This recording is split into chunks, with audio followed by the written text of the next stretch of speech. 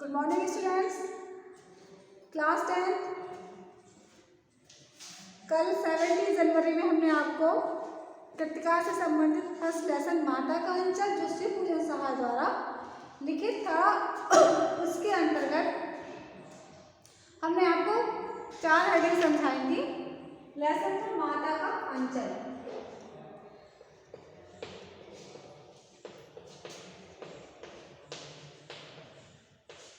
अंचल श्री पूजन साहा द्वारा लिखित।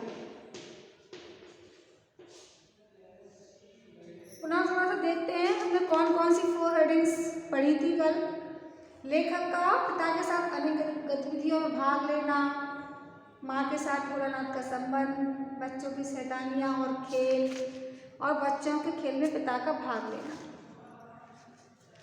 आप लोग इस बात का विशेष ध्यान रखें कि जो भी पढ़ाया जा रहा है उसे बहुत ध्यान से पढ़ें और समझें, ठीक है। तो हम अपनी 5 में रजिस्टर करते हैं। बच्चों द्वारा गुरु मूसन तिवारी को चढ़ाना। 4th हेडिंग है, 5th हेडिंग है बच्चों द्वारा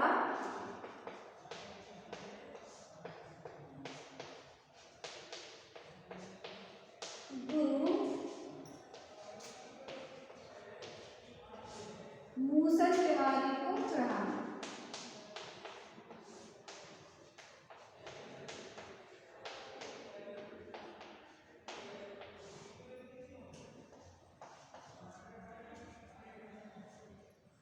हेडिंग है बच्चों द्वारा गुरु मूसन तिवारी को चढ़ाना। यहाँ तक तो कंप्यूटर हो चुका था कि बच्चे खेल में खेला करते थे, उनके पिताजी भी उसमें भाग लिया करते थे। इसके बाद है कि आम की फसल के समय, इस हेडिंग के अंतर्गत समझा रहे हैं कि आम की फसल के समय क्या होता है, कभी कभी खूब आंधी आती है और ये तो जब आंधी आती है तो पके हुए फल गिरने लगते हैं। और क्या हुआ, आंधी समाप्त हो जाने पर बच्चे बाग की ओर दौड़ पड़ते हैं। सारे भोलानाथ के मित्र सब बाग की ओर भागते हैं कि आंधी समाप्त होने के बाद, आंधी शांत होने के बाद निश्चित है कि बाग में बहुत सारे आम गिरे होंगे। तो सब बच्चे क्या करते हैं, बाग की ओर भागना शुरू कर देते हैं और चुन चुन कर घुले आम खाते। घुले मतलब जो पके हुए मीठे रसदार आमों को खाना शुरू कर देते हैं। इसके बाद क्या होता है कि एक दिन आंधी आने पर आकाश काले बादलों से ढक गया। आंधी आती है तो आसमान में चारों ओर काले बादल छा जाते हैं। मेघ गरजने लगे, बादल बहुत तेजी से गरजने लगे, बिजली कौंधने लगी, बिजली मतलब चमकने लगी। इस प्रकार से और बरखा बंद होते, बरखा मीन्स होता है वर्षा, तो बरसात बंद होते ही बाग में क्या होता है, बहुत से बिच्छू नजर आने लगे। जब बहुत तेज गर्मी होती है, गर्मी के बाद जब पहली बारिश होती है तो जमीन के अंदर जो भी जीव जंतु रहते हैं वो बाहर निकलना शुरू कर देते हैं।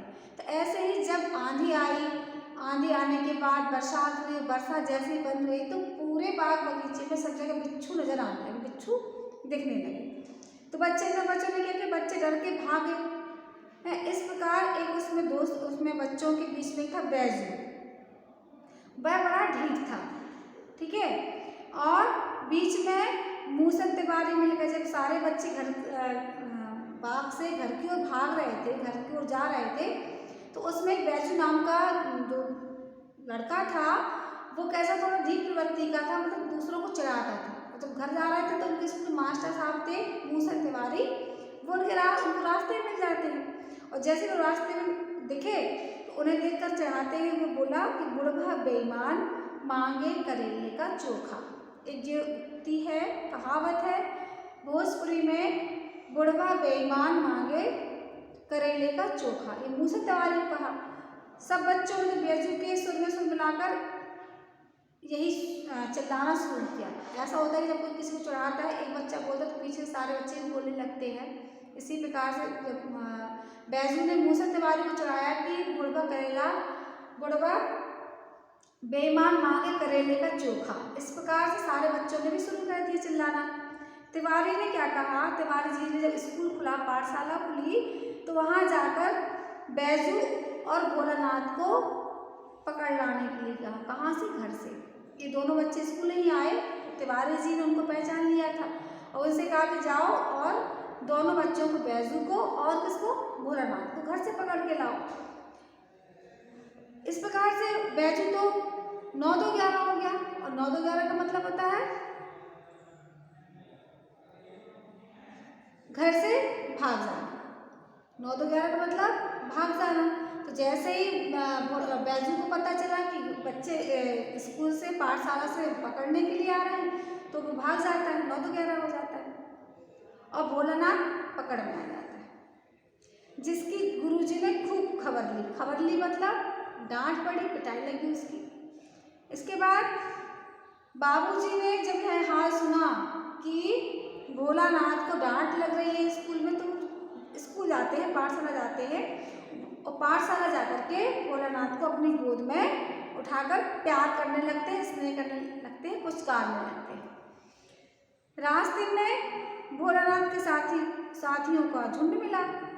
जब इसके बाद स्कूल से, पाठशाला में जब उनके पिताजी पहुँचे, भोलानाथ के बाबूजी पहुँचे, वहाँ से जब उनको लेके आ रहे थे भोलानाथ को, तो रास्तों में उनके दोस्तों की मंडली मिली, लड़कों का झुंड मिल गया।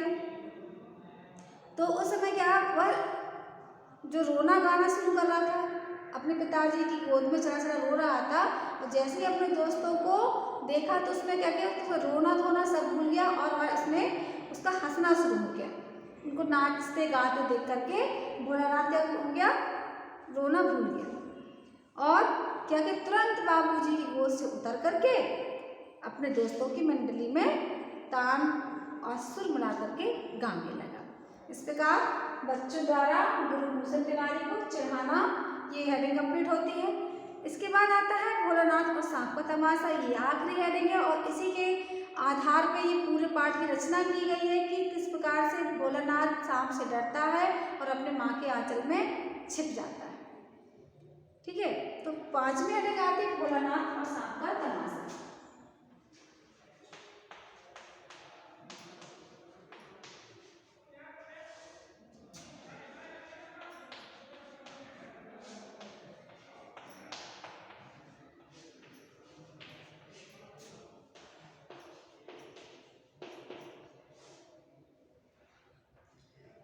क्लास 10 स्टूडेंट्स, आप लोग बहुत केयरफुली रहिए और पढ़ाई के प्रति बिल्कुल भी लापरवाह ना रहे। जो भी पढ़ाया जा रहा है उसे बहुत अच्छे से समझें, पढ़ें। जब स्कूल खुल रहे हैं तब भी आपको बार बार समझाया जाता है। तो देखिए इस भोलानाथ और सांप का तमाशा क्या होता है कि एक बार एक टीले पर जाकर बच्चे क्या कर रहे, चूहे के बिल में पानी उलीचने लगे। पानी मतलब उलीचने का मतलब उनके बिल में पानी भरने लगे। ठीक है, और कुछ ही देर में सब थक गए। अरे बच्चे होते खेलते, खूब खेलते खेलते वो थक गए। तो क्या किया उन्होंने, एक टीले पर चढ़ गए। वहाँ पर चूहों का बिल देखा कि जहाँ चूहे रहते वहाँ पानी नहीं था, तो पानी उसमें भरने लगे। और जब पानी भरते भरते क्या हो गया, दोनों सब थक गए और वहीं बैठ गए। तब क्या हुआ, उसी बिल में से एक सांप बाहर निकल आया। और जैसे ही सांप बाहर निकला, बच्चों ने क्या किया, बच्चे से देख करके रोने लगे, चिल्लाने लगे और सांप को देखकर ही बिना सोचे समझे बेहताशा भागने लगे। ये नहीं कि किस तरफ भाग रहे हैं, क्या जमीन के नीचे गिर रहा आ रहा है, कांटे हो, कंकड़ हो, पत्थर हो, सब उल्टे सीधे सब एक दूसरे में गिरते भागते चले जा रहे हैं। जैसे ही सांप को देखा सभी बेहताशा रोते चिल्लाते भागने लगे। भोलानाथ की सारी देह लहूलुहान हो गई। लहूलुहान मीन्स छिल गया, गिर गया, खून निकलने लगा। ठीक है, क्योंकि बिना देखे भाग रहे थे, सिर्फ बस ये लग रहा था कि घर भागना है, घर पहुंचना है, रास्ते में कुछ भी आ जाए कोई समझ में नहीं आ रहा था। इस प्रकार भोलानाथ की देह माने पूरा शरीर उसका लहूलुहान हो गया। पैरों के तलवे कांटों से छलनी हो गए। नंगे पैर थे, भागते जा रहे थे, पैरों से खून निकलने लगा, कांटे फंस गए, लग गए और सीधा दौड़ा हुआ आया और घर में घुस गया। किसी से बात भी नहीं की। बाबूजी आगे बैठक में बैठे थे, चिल्लाते भी नहीं कि भोलानाथ भोला भोला। ठीक है, इस प्रकार उसने अपने बाबूजी, जिससे वो बहुत प्रेम करता था उसकी भी बात को भी नहीं सुना और सीधा भागता हुआ घर में घुस गया। उन्होंने भोलानाथ को बहुत पुकारा, बाबूजी ने भोलानाथ को बहुत बुलाया, पर भोलानाथ उनकी आवाज़ को अनसुनी करता हुआ सीधा माँ के आंचल में छुप जाता है। देखिए, जो पाठ का हमारा शीर्षक है माता का अंचल, ये आपका लास्ट में आपको समझ में आ गया हो क्यों बच्चा अपने माँ को स्नेह करता है। कितना भी कोई संसार में लाड़ प्रेम स्नेह क्यों ना करे, लेकिन अंत में जो सुरक्षा महसूस होती है वो माँ के पास ही होती है। तो इस प्रकार से भोलानाथ को बाबूजी ने बहुत बुलाया और लेकिन उसने उसकी आवाज़ को कैसा कर दिया, अनसुना कर दिया और जाकर के सीधा माँ के आंचल में छिप गया। और इस प्रकार भोलानाथ को इतना डरता कांपता हो देखकर माँ भी रोने लगी, पता नहीं मेरे बेटे को क्या हो गया। ठीक है, माँ भी जोर जोर से रोने लगी और सब काम छोड़कर बैठ गई और उसको अपने गोद में ले लिया। इस प्रकार से झटपट हल्दी पीस कर भोलानाथ को जहाँ जहाँ चोटें लगी थी उनका लेपन किया, लेप लगाने लगी और उससे पूछा कि भाई क्या बात है, तो इतना डर क्यों गया, तुम्हारी हालत कैसे हो गई है। तो भोलानाथ के मुँह से डर के कारण निकला सांप। सांप तक भी नहीं निकल पाए, उसके अंदर इतनी हिम्मत नहीं थी कि वह सांप शब्द को अच्छी प्रकार से कह सके कि मैंने सांप को देखा है और इस कारण मैं भागता चला रहा हूँ। ठीक है, तो माँ ने कई बार पूछा क्या कारण, तब उसके मुँह से सांप शब्द भी नहीं निकल पाया। इसी चिंता के कारण पिता का भी बुरा हाल हो गया था, माँ का भी बुरा हाल था। पिताजी ने भी आकर भोलानाथ को अपनी गोद में ले उठाना चाहा। जो पिता दिन भर अपने साथ खिलाता था, उसे स्नेह करता था, उसको जैसे ही उसने गोद में लेना चाहा तो उसने उसके बाबूजी की गोद में आने से उसने मना कर दिया। और अंत समय किंतु भोलानाथ ने अपनी माँ के आंचल को नहीं छोड़ा। तो स्टूडेंट्स, जो हमारा माता का अंचल लेसन है, ये शिव पूजन सहाय द्वारा, फिर से आपको थोड़ा रिवाइज कराते हैं, शिव पूजन सहाय द्वारा लिखित उनका प्रसिद्ध उपन्यास देहाती दुनिया से लिया गया है। ग्रामीण परिवेश का उसमें पूरा चित्रण किया गया है। जो भाषा है बहुत सरल है, साधारण है और भोजपुरी शब्दों का पूर्वांचल जो है वहाँ की भाषा का शब्दों का बीच बीच में प्रयोग भी किया गया है। और इस बात के माध्यम से बताया गया है कि लेसन को मैं बहुत अच्छे से रीड किया है, समझा भी है कि कोई कितनी भी मुसीबत में रहता है, परेशानी आती है, अंत में सभी अपनी माँ को ही याद करते हैं और माँ के आंचल में ही अपने को सुरक्षित महसूस करते हैं। और इससे जो संबंधित क्वेश्चन है इनको हम अपने नेक्स्ट वीडियो में कंप्लीट करेंगे। Thank you very much and have a nice day.